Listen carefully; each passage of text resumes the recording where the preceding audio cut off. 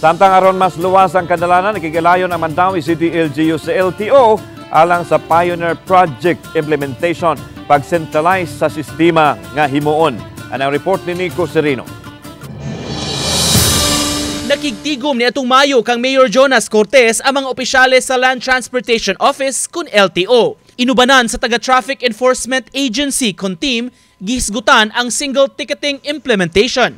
Ubos ni ini, hayan mahiusa na unya ang system labi na sa mga traffic violators. Kung maimplementar, pananglit ang mga nadakpan sa Mandawi nga na-issuehan og citation ticket sa mga enforcers, mo-reflect na unya ang records ni ining maong violation sa LTO database. Gipanghinaot nga pinaagi ni ini, mas madisiplina ang mga drivers ug mubayad gyud sa mga multa. Katong mga unsettled is makumpel na gyud sila pagbayad kay whenever they will need to have their kining driver's license renewed, mo alarm naman to kay natag naman sila namo.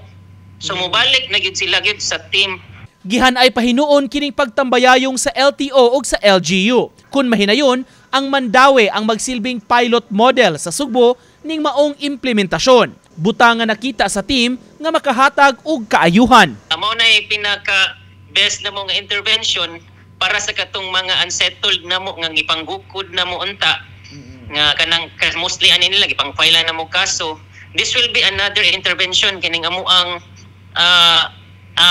ang kanang partnership with LTO. Sa pagpakisayod namo sa mga motorista nga among nahinabi, aminado hinuon sila mas makapamatngon kini sa mga drivers kung maimplementar na. Apan wa man sab kunoy angayang kahadlukan basta lang nagtuman sa balaod. Kung sunod ka sa sa balaod, di makaangin mo balaka. Kanay nga na, kinto na gina posible ang mga labi nagkatog yung mga wayrestro.